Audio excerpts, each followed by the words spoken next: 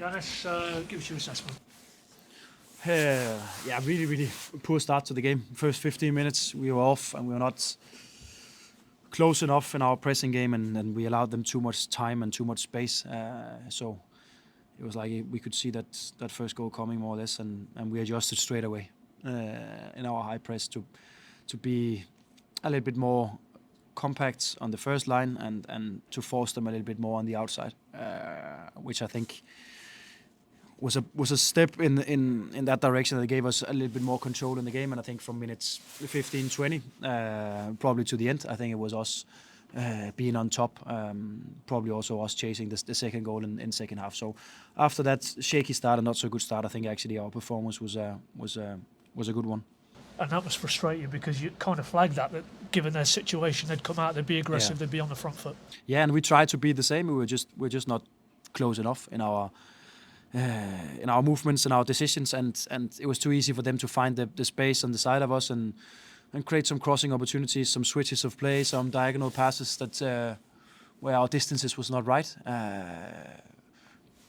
Probably because again a new constellation on midfield, also new guys playing up front, but no excuses. We just have to get it better, and we could also see that when we adjusted it, we got better. So that was just a decision from all of us that was not right for the first 50 minutes.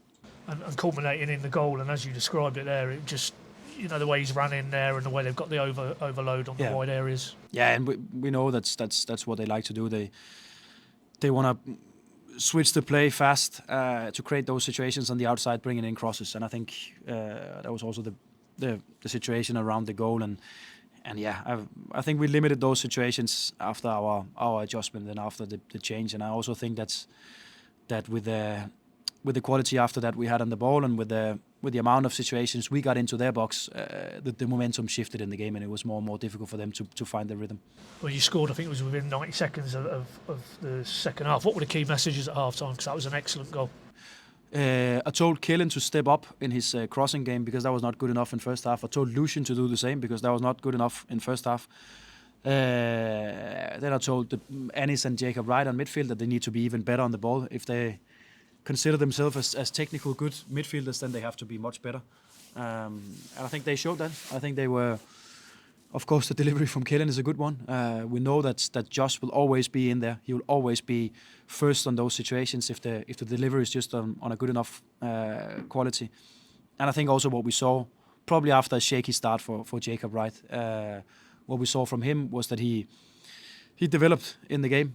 He got better and better and better, and he was a part of that control we had in the game with him and Lungi and Anis in the midfield for us, and creating a lot of situations with low crosses where, it's just a couple of centimetres, then we are first on some of those situations to score that second goal. I think ball high hits the post as well, doesn't he, from the corner? So you probably go away as a point, and being one down, it's in that context, but you probably feel there was a win there for your second half particularly. I thought there was, and I thought it was us pushing for the second goal. I think from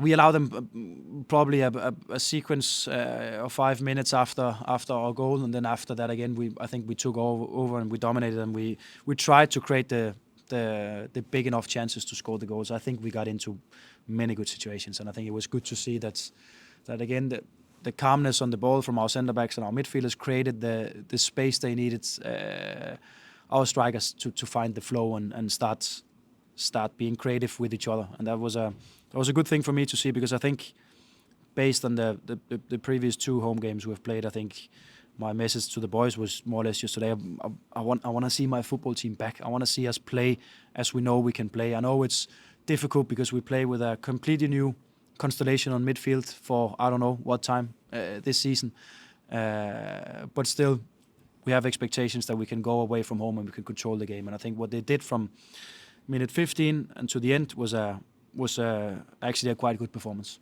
Sergeant, that's 5 and 5 since you brought him back in. I mean, when you've got a player as good as that at this level, you're always in the game, aren't you?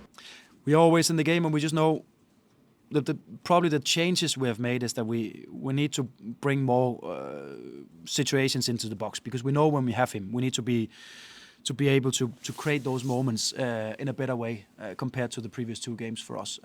And we should expect that he's first on a couple of those situations. So it's a great goal, and I think it's a great start to second half. There's a lot of good stuff going on that right side that create the crossing opportunity. It's a good delivery and it's a good finish, and I think that start also gave us the boost and the energy to keep on going in second half. And I saw a lot of good stuff from the players that was on. So yeah, I'm pleased with the performance, but of course we would have hoped for 2 more points. Full debut today for Jurassic. How did you think he adapted? I think he did well. It's not easy for him to step in, and we just have to keep on remembering that he's completely new to the league and still a young player. Jacob Wright, his second starter, his first starter was against Preston, and he was not supposed to do it, so he knew 20 minutes before kick-off that he was about to start. A young player again who just needs to adapt quickly to the championship, because there's no other solutions. And I think they did well. I know Jacob probably a shaky start, but after that really good. And I think Mate showed in a couple of situations that he can dribble and he can pass, and we just need to set him up also in situations where he can have shots on goal, because that left foot is really a dangerous one. But I'm pleased with it, because it's a good start. And how exciting, if you're a Norwich fan, for the rest of the season to have him, to have Bohar and have Josh Sargent. That's real cutting edge if you can work them into those positions. It is really. And probably some will think, why is he sitting here? They haven't won 3 in a row and just a draw today, and why can he be pleased about the situation? But I am, because the league is so tight and we don't pay too much attention to the table. It's just about us and our own performances, and I can see in those boys that there's so much good stuff going on, and when we get the time to build on the way that we want to play, when we can bring a little bit more consistency. I know that's probably been the key word for us this season, but when we can build that into the team, with playing with the same players, having the same lineup for a couple of games in a row, I will expect that even more good stuff will happen, because I can see it. On that theme, obviously no Kenny today. Just give us the latest state of play with him. Yeah, I don't think it's something too serious with him. I think he feels a little bit of pain, or a little bit of like something is pushing from inside when he starts to run and when he starts to get up to full speed. So we took him for a scan, and it didn't really show anything. So we are optimistic that he can be around the group again for the Saturday's game, because also in his he can function every day, and it's not like he's at home. He's in the club, and he's been with us for the last week. So I think he's frustrated that it's still there, but it's probably some, I don't know what you call it, but when you have an infection or when you have a virus, it's probably those weeks after that where you're not fully recovered from it and you can still feel it a little bit, and hopefully that's it. So we give him some rest, and then hopefully he'll be around Saturday. So just to clarify, has he been dealing with this for a period of time, not just maybe this week? Yeah, we knew that he was I can't remember exact date, but when he was ill for us, but could actually still play, and he felt all right. And then we knew before the Preston game that it was an issue. So we were prepared. That's also why Lungi was called in as that extra guy. So we were prepared for the situation. Of course, not ideal, but we knew that he was not feeling 100% all right. So it's been ongoing for him, just like with a lot of us this season. And it's not only in football. There's been a lot of illness going on, and it can for some take a little bit longer. Just got more if I can, Johannes. Yeah.